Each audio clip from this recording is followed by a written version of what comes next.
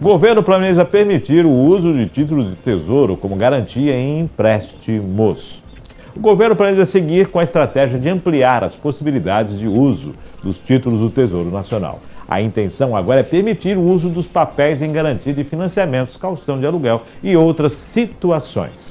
O Tesouro pretende também criar papéis específicos para serem presenteados por indivíduos que funcionem também sob forma de vaquinhas.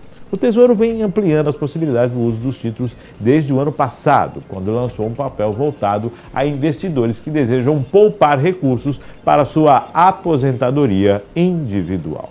O novo produto foi batizado de Tesouro Renda A+, e é atrelado à inflação mais a taxa de juros real, garantindo a manutenção do poder de compra dos valores investidos ao longo dos anos.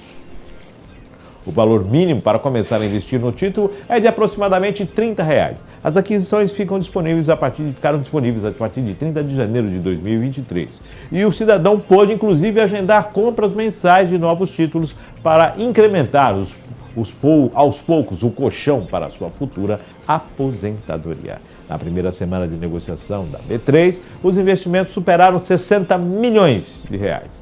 No balanço mais recente, 30 de janeiro a 10 de abril, os aportes já chegam a 504 milhões de reais. O Tesouro considera o Renda Mais bem sucedido e também estuda, conforme já declarado anteriormente, lançar um título de renda fixa voltado às famílias que planejam investir para bancar os custos dos filhos durante a vida universitária. O movimento representa mais um passo na estratégia do órgão de criar ações para interesses específicos de investidores. No caso, a ideia é de que os recursos poderão ser aportados pelo interessado ao longo dos anos e o resgate, com a devida remuneração do investimento, pode ocorrer durante o período determinado como 4 ou 5 anos. O Tesouro ainda está em fase inicial de estudos sobre a proposta e os detalhes ainda não estão fechados. O Tesouro também já declarou preparar emissões externas de títulos públicos com a criação de papéis vinculados a compromissos ambientais. Ou você se privatiza, ou você se endivida, ou você faz a lição de casa, como se deve, e faz a questão de você realmente rever toda essa questão tributária. A reforma tributária, a reforma administrativa e a reforma política. Sim. Sem esses 3 pilares, você vai ficar emitindo tesouro para tudo quanto é lado. E não vai adiantar. E porque você tem que pagar. Não adianta. O dinheiro, você não conseguiu aquilo. Aquilo não é recurso teu. Aquilo você está pegando emprestado para pagar depois. Mas... E está aí a baixa taxa Selic. Porque a taxa Selic ela interfere diretamente num dos maiores devedores, que é o Tesouro Nacional. Exatamente. Baixa a taxa porque aí o Tesouro vai pagar menos. Na verdade, isso aí, cara, eu sou muito crítico do governo. André, eu não vou te interromper. Sabe por quê? Eu sou muito crítico do governo atual, que ele é muito bom de propaganda. Ele é muito bom de criar peça Só que isso foi publicitária. criado no ano passado, hein? Não, eu sei, só que, veja, isso aí já existe no mundo de investimento. O problema nosso é que nós não temos uma educação financeira. Já falei isso aqui várias vezes.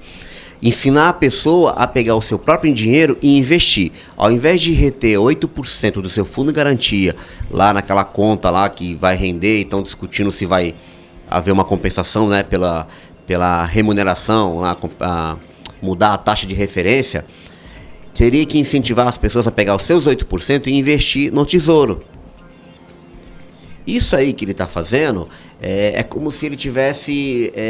a pessoa vê, tá emprestando dinheiro. Não, o governo não está te emprestando dinheiro. Quando você investe, você é que empresta o teu dinheiro para o título, qual você colocou dinheiro, para que esse título gere rendimentos em outros locais.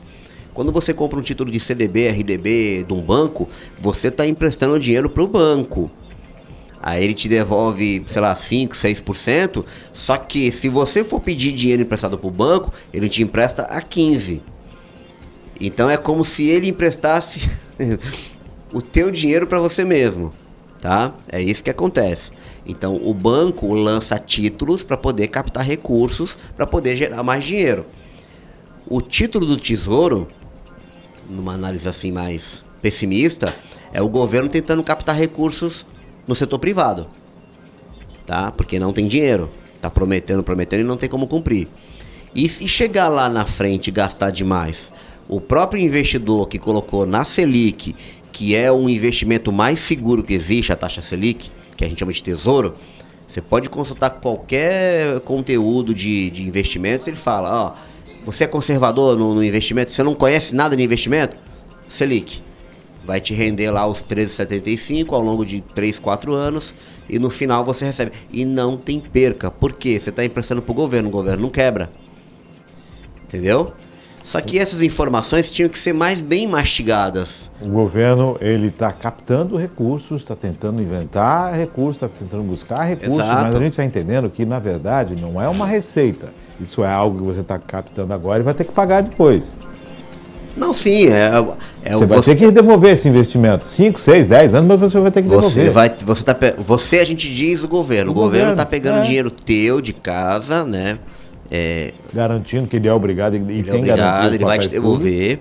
Só que a forma como eles estão tentando conduzir, cara, aí a gente tem que tomar muito cuidado. Porque investimento não é fácil.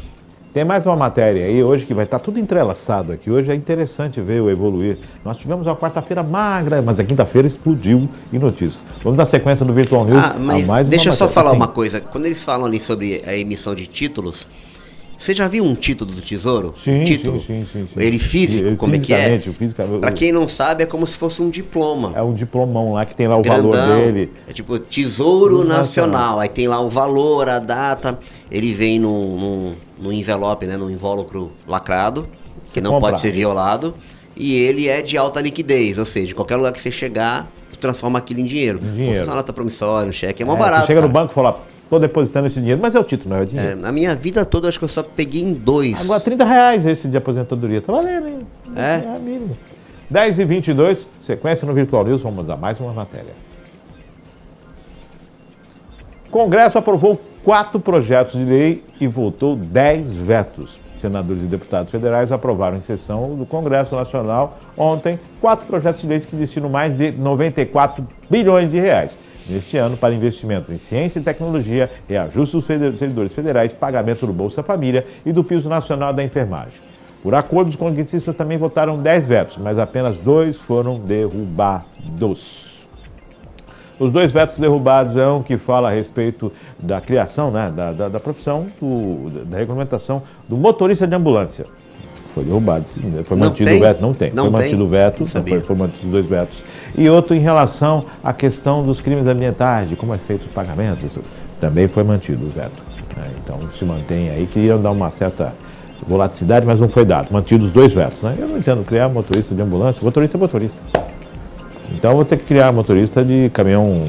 Márcio, existem os cursos que te capacitam, né? Márcio, você sabe quando você cria... Tem uma palavrinha que é no orçamento, quando você cria... Não é complemento, é quando você cria... complemento, você complementa o orçamento, você está abrindo mais espaço no orçamento para investimento. Dotação orçamentária, dotação isso. Orçamentária. A dotação orçamentária. Quando você não ter, você tem o dinheiro e não tem o orçamento, ou seja... Não está previsto. Não está previsto. Então, e outra coisa é você simplesmente prever sem ter o dinheiro. Esse é o problema, Márcio. E isso deságua no arcabouço fiscal, tá? Aí eu te pergunto o seguinte, nós temos a LDO, que se estiver na LDO, pode estar ou não no orçamento. Isso. Se não estiver no LDO, não está no orçamento. Não pode estar na lua, né? A LDO do ano que vem está rodando agora. Isso. Então, eles estão incluindo, tanto que eu vi que eles incluíram também um crédito suplementar, a palavra que estava procurando. Crédito suplementar para garantir o pagamento do piso da enfermagem. Né, alguns deputados, até o deputado da região, aqui o Roberto Mourão, publicou um conteúdo que ele tinha votado favorável para inserir no orçamento do ano que vem, né? Do ano que vem, para que já possa sair pagando, mas eles já estão com previsão de a partir de maio, junho, já começar a pagar o piso nacional de enfermagem. Entendeu?